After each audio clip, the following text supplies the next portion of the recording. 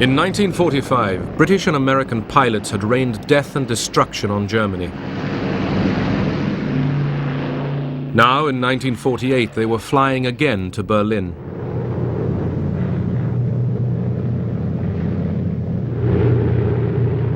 This time, they were keeping the city alive.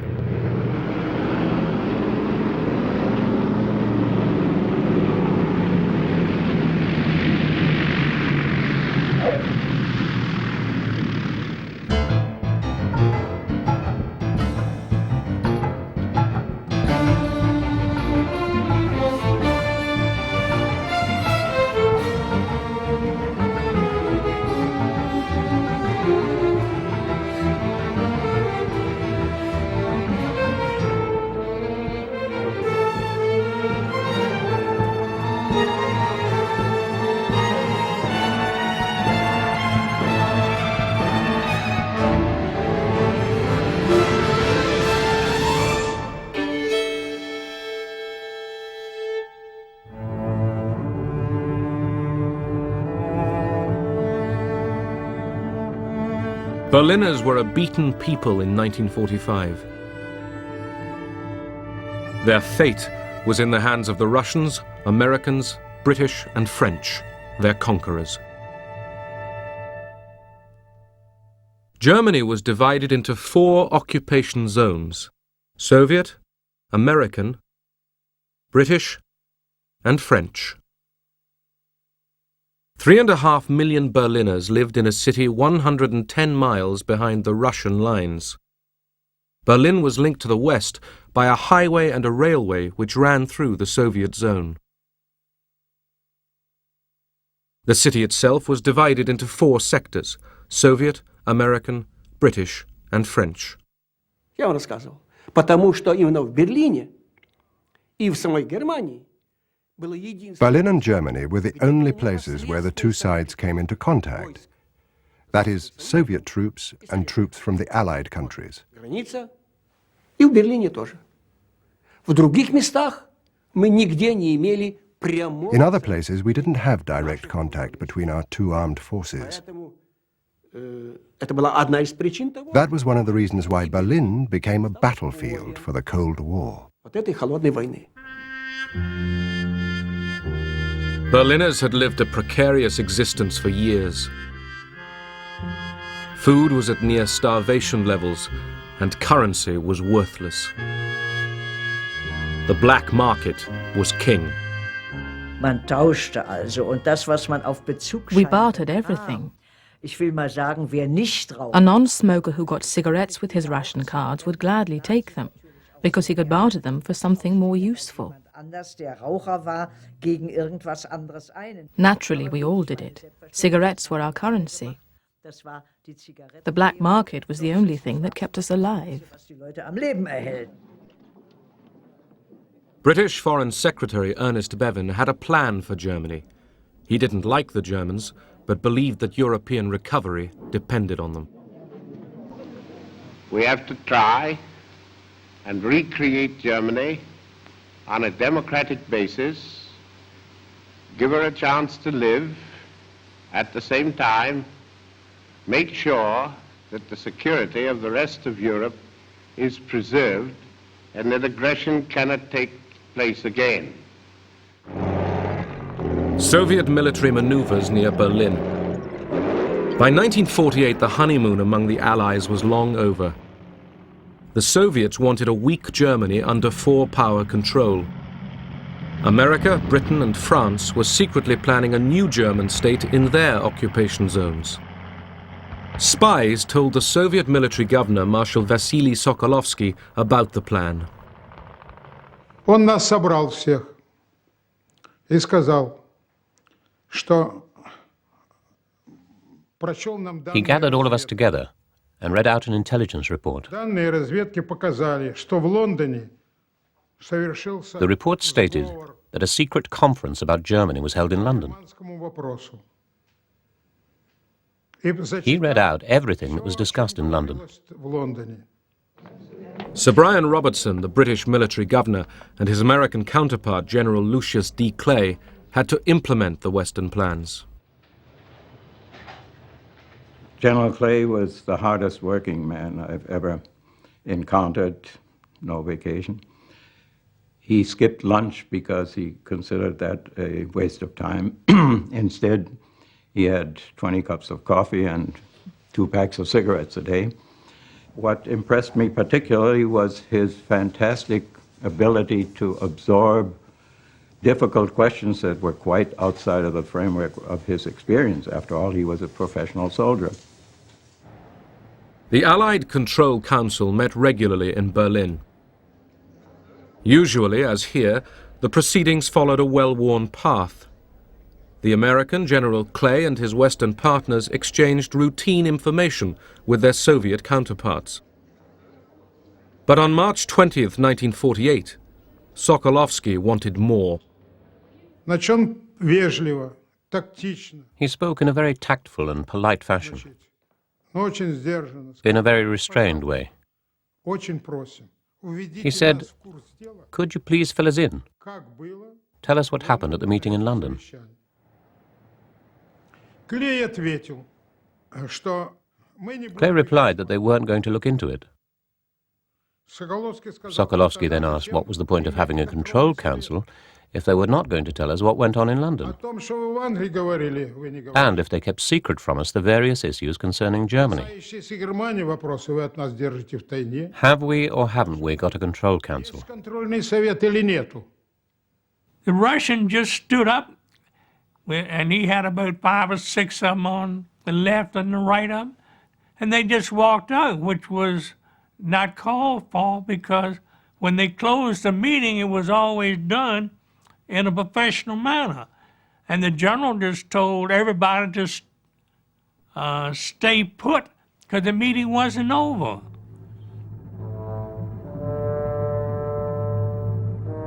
The former Allies provoked each other. The West had no intention of budging from Berlin, but knew the Soviets wanted them out. They feared Stalin might risk war to achieve it.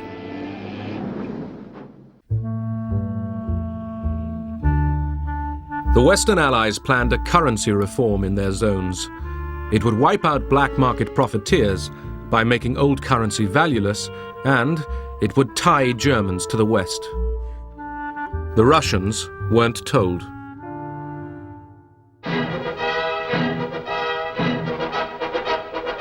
May Day 1948. In the Soviet zone, Stalin had merged the Socialist and Communist parties. The new grouping, the Socialist Unity Party, was out in strength. There was even a sideswipe at Winston Churchill. For the demonstrators, the real target was the city council, the Magistrat, which wanted to run all Berlin on Western lines. The majority of the Berlin City Council, supported by the Social Democrats and the Christian Democrats, believed that with currency reform there would be an immediate upturn in the economy. In particular, there would be increased investment by entrepreneurs.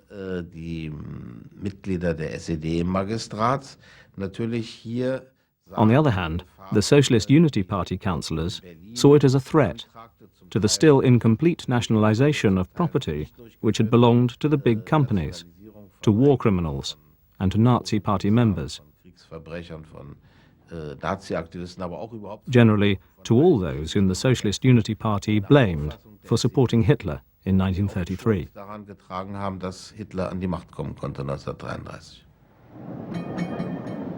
The stage was set for confrontation between the Socialist Unity Party and their pro-Western opponents.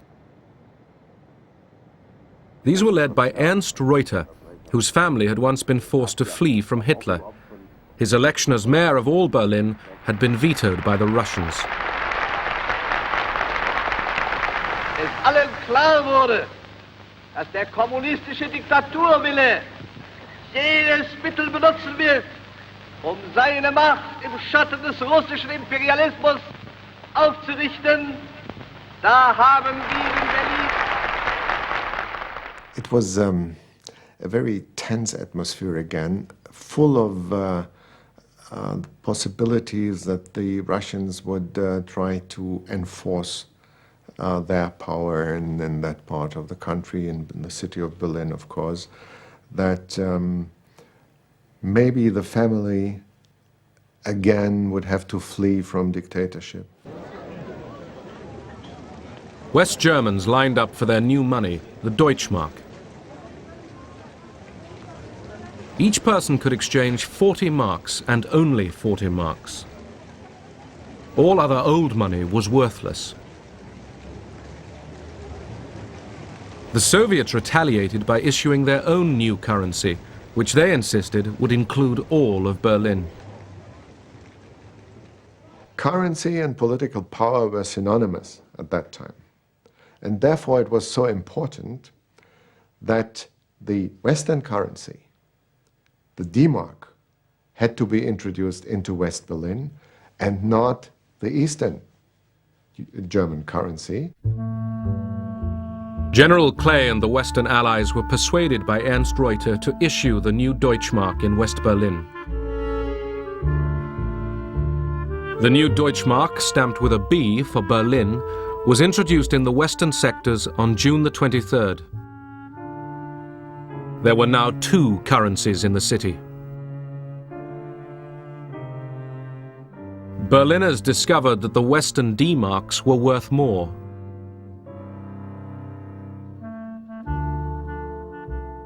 Vom Westen viel in den Osten fuhren. Many people from the West frequently traveled to the East and of course bought up what they could. West- und Ostmark in dem Sinne, wenn man das so nennt. East marks and West marks, if you can call them that, were usually 1 to 7 or 1 to 5. That is, we got 7 or 5 East German marks for 1 West mark. Was wir auch nachher And as we found out later, it was a sellout, at least around Berlin. Berlin und Umland. The introduction of the new Western currency in Berlin infuriated the Soviets, who debated what to do next. Вот после этого дела Соколовский поднял трубку. Sokolovsky picked up the special phone and rang Molotov. Молотову. Вот мы здесь He said, совещаемся. "We're discussing these matters. Вот такое дело. What shall we do?" Потому что We all все understood the понимают. seriousness of the situation. Молотов сказал, говорит, Molotov replied, танки не собираете? "You're not planning to bring tanks out into the streets, are you?" Соколовский ответил, на улице нет, но говорит, к Берлину на всякий случай подтащу. Молотов ответил, и это, говорит, не Sokolovsky said, "No, not in the streets, but I'll move them closer to Berlin." Что из этого дела дальше будет? Как оно дело пойдет? А вот насчет закрытия... "No, don't do that," Molotov said. этих самых, "Let's wait a bit. потому что подтащат, If you bring in the tanks, you'll be accused of planning to seize the whole of Berlin, and they will bring out their tanks. захватывать готовите. И они подведут танки. It's better to resolve this issue by using diplomatic language." Говорит, это самое, регулировать дела.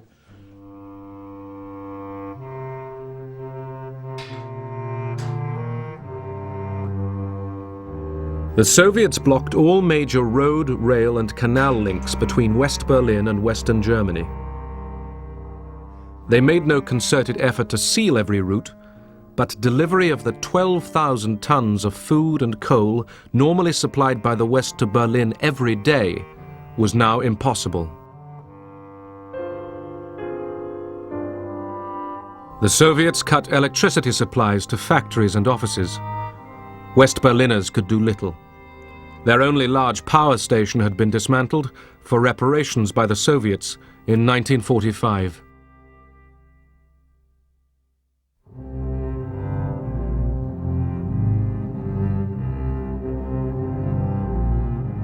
The Western Allies imposed a counter-blockade on the Soviet zone. Workers throughout the whole of Berlin faced unemployment and hardship. First of all, it was a terrible shock. Wherever you went, everyone asked, "Oh my God, what will happen to us now?"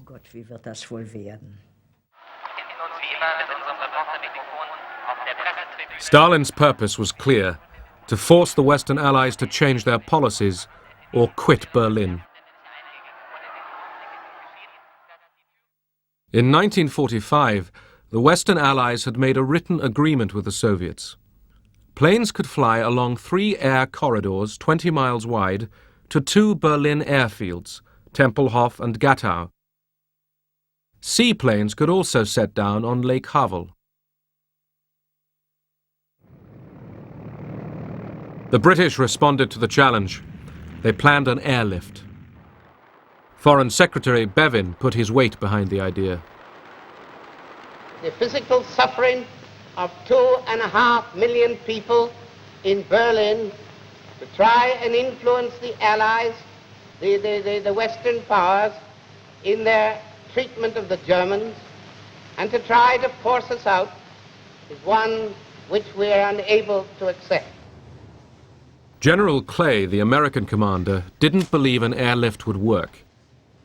He had wanted to test Soviet resolve by running an armed convoy through the blockade. Reluctantly, he agreed to pursue the airlift idea with Ernst Reuter. Clay said that this would mean extreme hardship and how little we could bring in at first. And he asked Reuter point blank, do you think the Berliners will be able to take it? Reuter quietly replied, you take care of the airlift, I'll take care of the Berliners. And Clay said that was good enough. He called up General LeMay and said, General, we're going to haul coal into Berlin. Coal? General LeMay said. He said, yeah, we're going to keep this city alive. The Berlin airlift began at the end of June. The Americans called it Operation Vittles. The British, Plain Fare. The airlift had to deliver 2,000 tons of supplies a day. Without it, West Berliners couldn't survive. They had coal for only 45 days and food for only 36.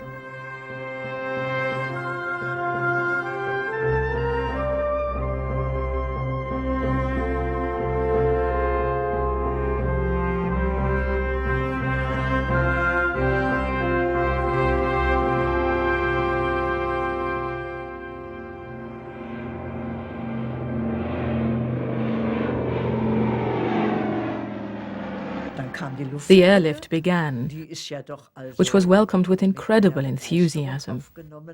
People had such confidence in it. It was really remarkable.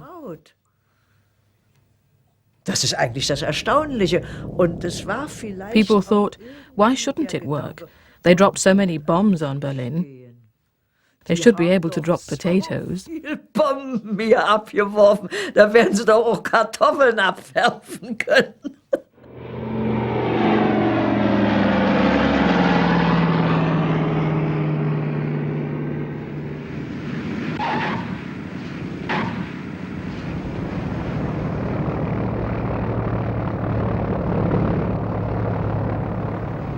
Thousands of Berliners found jobs and one hot meal a day working for the airlift. We were divided into work gangs, supervised by an American overseer. Each gang was ordered one by one to the planes as they came in.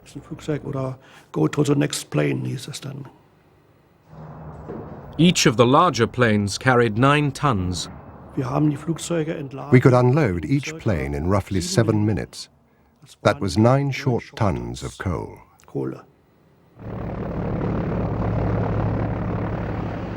The British hired civilian operators. There weren't many people in England that had any aeroplanes, but I was very lucky at the time, inasmuch that I actually owned 12 converted Halifax bombers.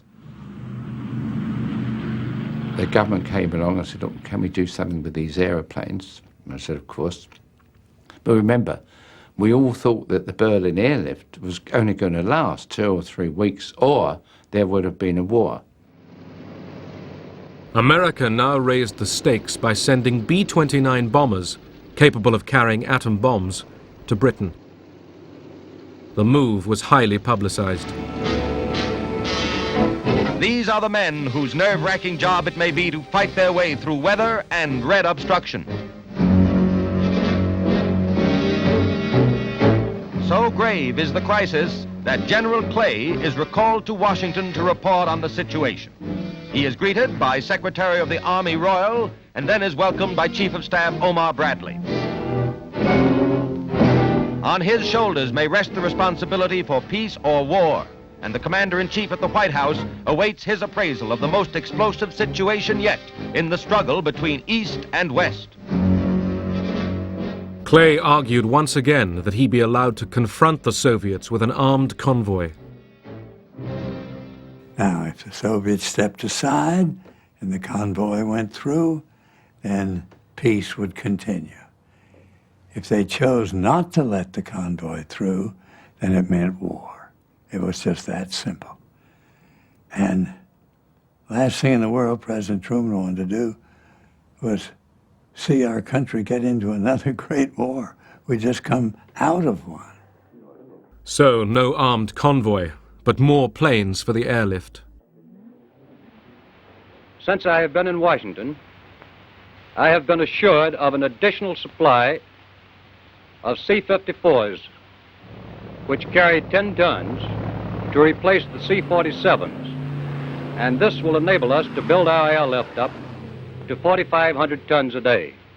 This tonnage will enable us to maintain Berlin indefinitely while we try to find a peaceful solution to the Berlin problem.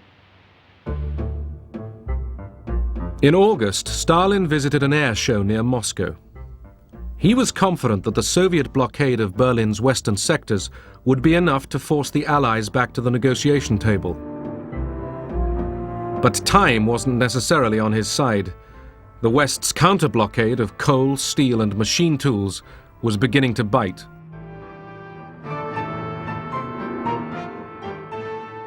When Western diplomats asked for talks, he agreed.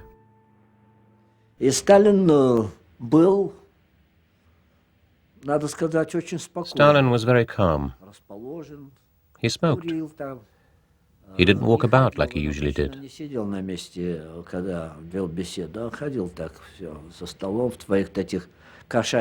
Normally, he would pace around like a cat in his soft boots. But this time, he stayed seated. He had no notes next to him.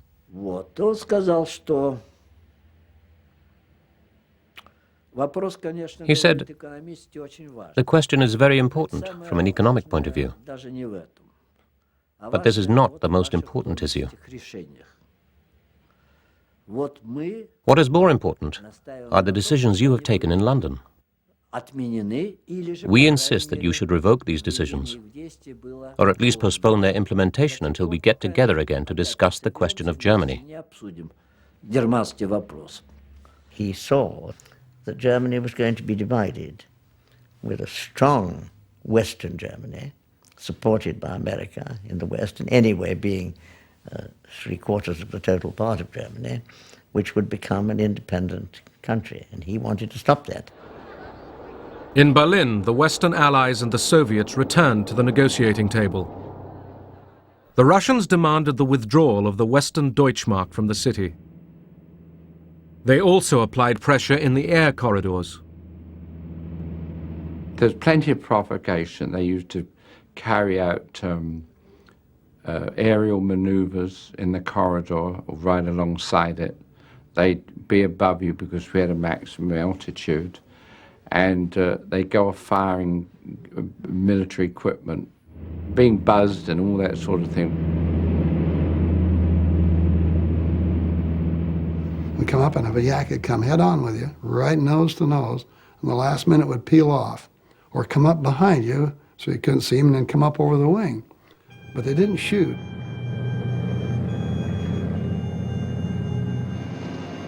Bad weather caused delays and accidents.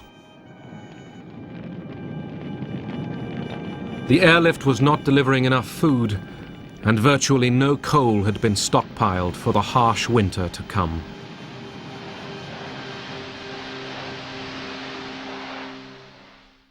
Mein Berlin, du kannst nicht untergehen. Du wirst genauso schön wie einst erstehen. Wenn die Lichter wieder Frauen sehen, dann ist Berlin wie ein so schön. Berliners knew they were living on the edge. Electricity came on for only 4 hours a day. Es gibt kaum eine Stadt, die solchen Lebenswillen hat, drum kann Berlin nie untergehen. Wir haben dann teilweise We did the washing at night. Because I had a small baby, I had to boil the nappies and do the cooking. nachts Windeln abgekocht und so weiter. If we didn't have an electric iron, then we'd go to a neighbour and do the ironing together. It's always the same in bad times.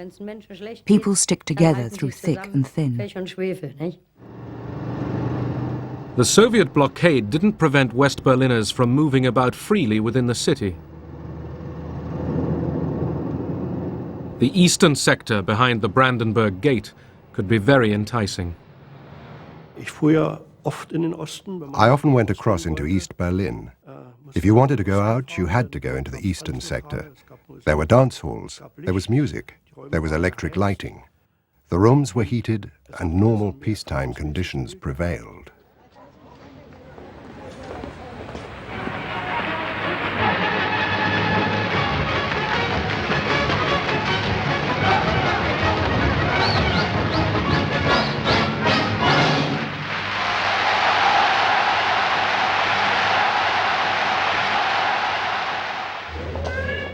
The Russians offered West Berliners the chance to buy food in the Soviet sector. Nearly 1 in 10 accepted.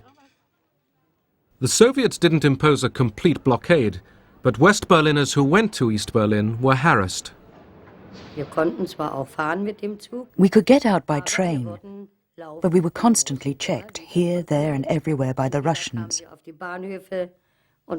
They came into the station and either demanded our identity papers or searched our bags and rucksacks. You had the feeling that if a Russian didn't like the look of a German, he would take him away. Tension among the former wartime allies was increasing. The city was splitting apart.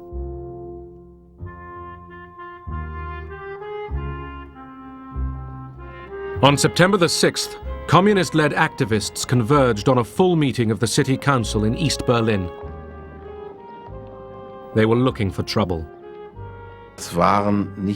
These were not spontaneous outbursts from the people.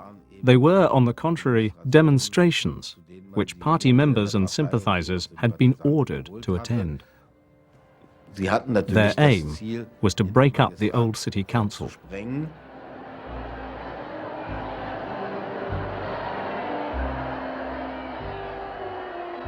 We wanted to begin the session, but Speaker Suhr couldn't get it started because communist gangs had made it their business to be there.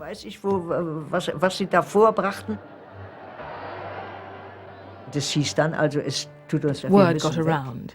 We couldn't work there. Some people had already been beaten up, so we had to leave. Councillors driven out of the city hall met in the safety of West Berlin. With them was Ernst Reuter, who now appealed to all Berliners to gather at the Reichstag to protest. RIAS, radio in the American sector, spread the news. Because of the lack of electrical power, we had loudspeaker wagons going through the streets giving the news several times a day. They had a fine actor make a tape. Berliner und Berliner, Ihr Stadt ist in Gefahr, your city is in danger. The people came. Hundreds of thousands of them came. Das war eine Atmosphäre des Zusammenhalts. This was a show of unity by the people of Berlin. There was nothing else in our heads but the thought, we stand united. We are against the Russians and we support the Western Allies. Halten wir zusammen. Nearly 300,000 Berliners, many from the east, assembled at the Reichstag. The the view of the Berlin politicians, there was a possibility that the Western Allies might be ready to come to a compromise with the Russians, which would be a detrimental compromise for Germany. They rallied that meeting to demonstrate that the population of Berlin was decided to stand for their freedom and for democracy.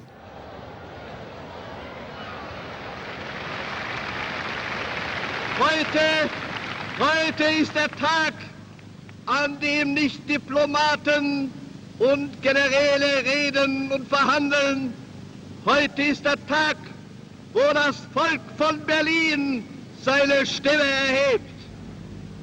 Ihr Völker in Amerika, in England, in Frankreich, in Italien, schaut auf diese Stadt und erkennt, dass ihr diese Stadt und dieses Volk nicht preisgeben dürft, nicht preisgeben könnt.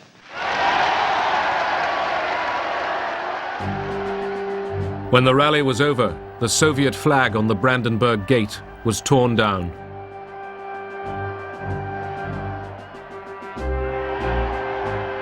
East Sector police and Soviet soldiers opened fire. 12 people were injured. One young Berliner was killed.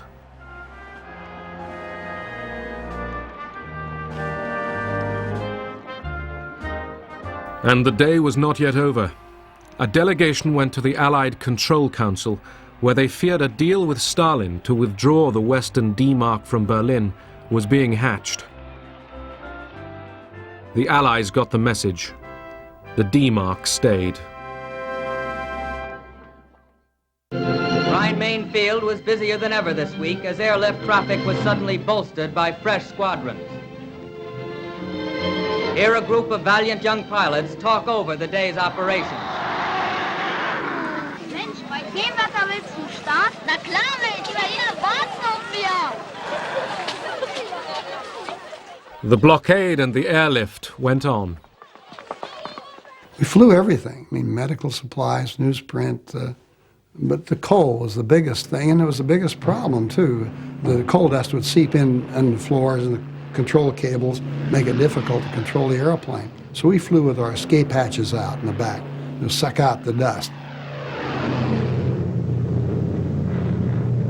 Big Easy 6-4, I have you in contact over the Tempelhof range. If you'll pick up a heading now to get you over the Planter Beacon, coming down very nicely. Now you're starting to go a little bit above your glide path. Every 45 seconds, airplanes from the west came over Kleinmachnow, over the High Party Academy, in order to land in Tempelhof. 268 degrees. You are now 1.5 miles from touchdown. You're approaching the trees and buildings. You're now on course, and you're now on your glide path. Very nice. We were sitting around, the teachers of the history department and of others. I said, the Americans understand historical materialism better than we. And so we're looking at historical materialism better than we. Yeah, they understand that you have to have a basis of food and help before you can begin party education. The Americans understand historical materialism.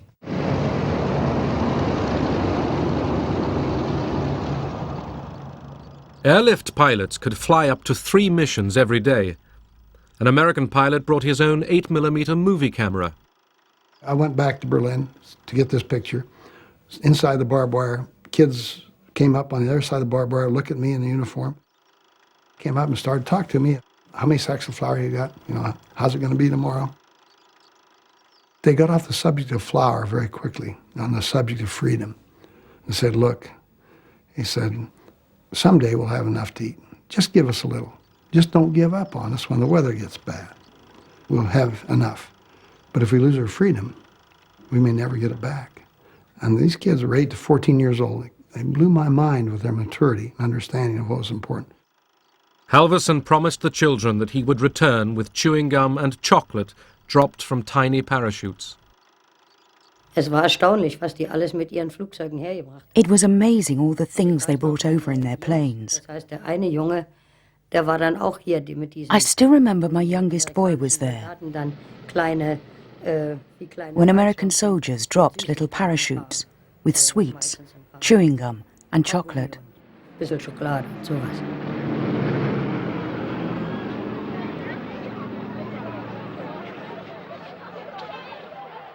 Word of Halverson, the candy bomber, spread quickly. He was summoned to see his commanding officer. He really chewed me out.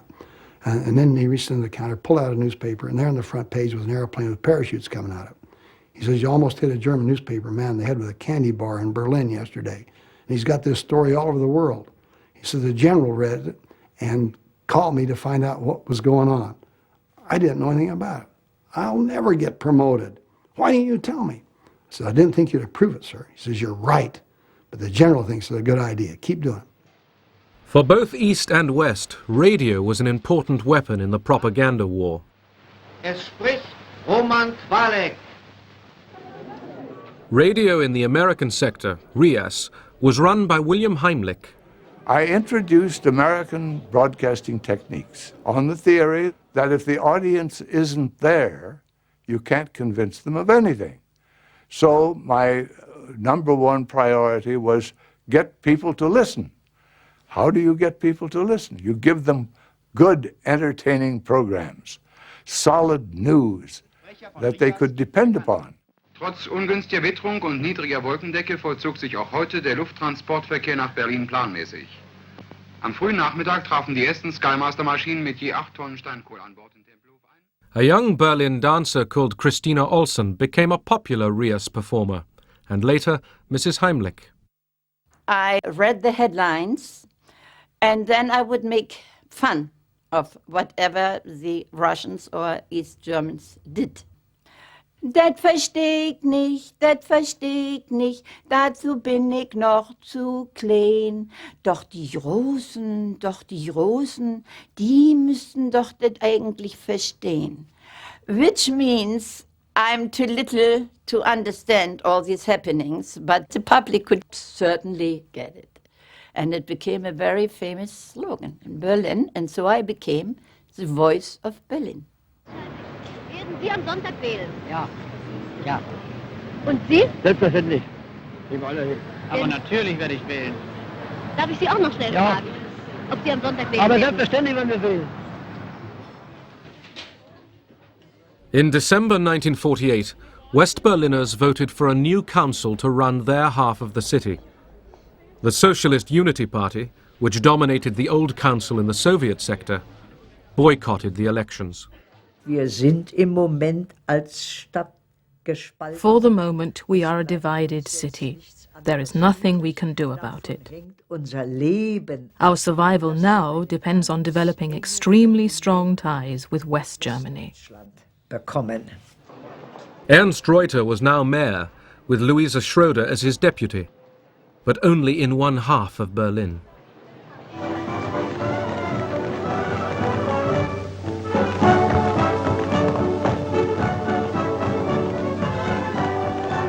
For the American garrison in Berlin and for General Clay, Christmas entertainment was provided by Bob Hope and by the great Tin Pan Alley composer Irving Berlin. You know, you've got the name wrong. It's Irving Jones. Irving Jones? Yes, I changed it. Anything over here named Berlin, they cut up into sectors.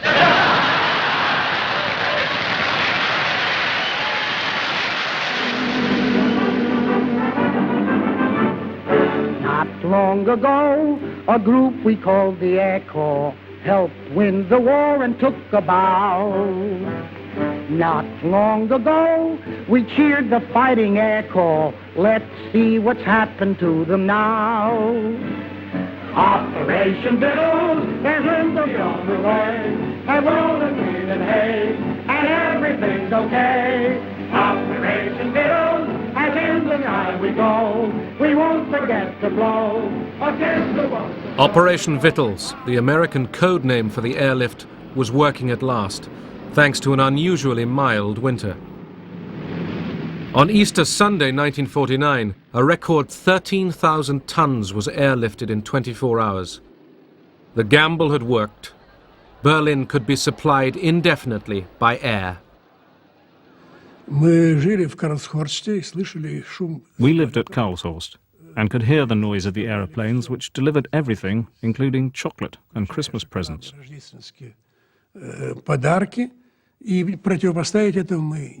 We couldn't match it. We were poor, and the West was rich. And of course, this crazy blockade was bound to fail.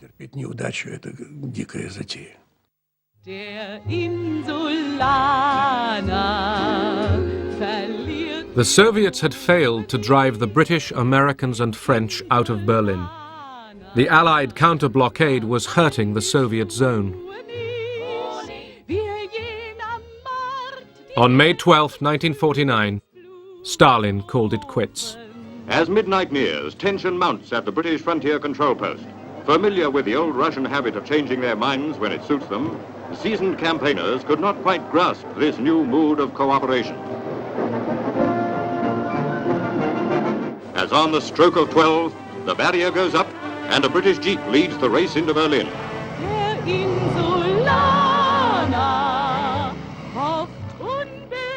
Many people thought the ending of the Berlin blockade meant an end to the Cold War.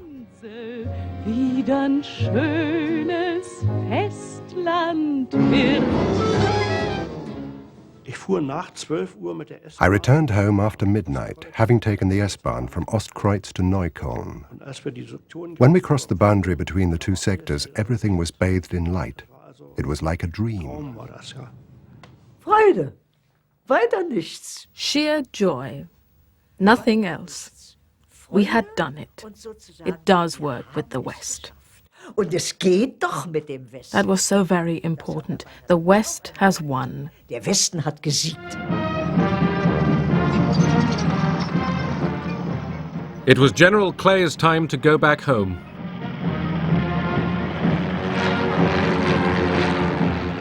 After a goodbye parade, he paid a final visit to Berlin. So then he asked me to go with him to the final farewell ceremony at City Hall, and Adenauer and all the top German officials had been flown in. That was a very impressive farewell ceremony, and as so often, nobody had thought of providing a separate microphone for the interpreter. This happened to me time and again, which meant I had to lean over practically cheek to General Clay to speak into the microphones. And in the strong light, I could see that there were tears in his eyes. I shall not use the English word goodbye, but rather try to say to you, Auf Wiedersehen.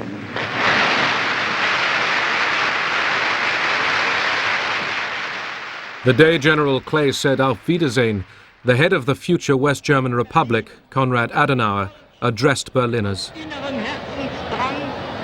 Und erfüllt von tiefer Dankbarkeit für euren Kampf, für euer Leid, für eure Geduld, die jetzt zum Siege geführt hat. The Cold War period in Berlin was really the core, the root of post-war democracy in Germany. There was a growing feeling that the Germans, after all, can be satisfied to accept democracy as their own ways of living and to become part of the Western world. Сам этот берлинский кризис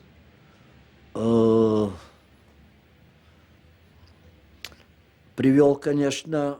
The Berlin crisis, on reflection, resulted in a division of Europe. The government in West Germany was created, and 2 weeks later, on our side, the German Democratic Republic was born. That division went right across Germany. In April 1949, British Foreign Secretary Bevin's dream of a strategic alliance between Western Europe and North America came true with the signing of the North Atlantic Treaty. The overall success of the Berlin airlift was, first of all, it persuaded a lot of very frightened people throughout Europe that they had to come into the Atlantic Alliance, which provided the security for the general feeling that we are safe in spite of these very much larger Russian forces which were next door.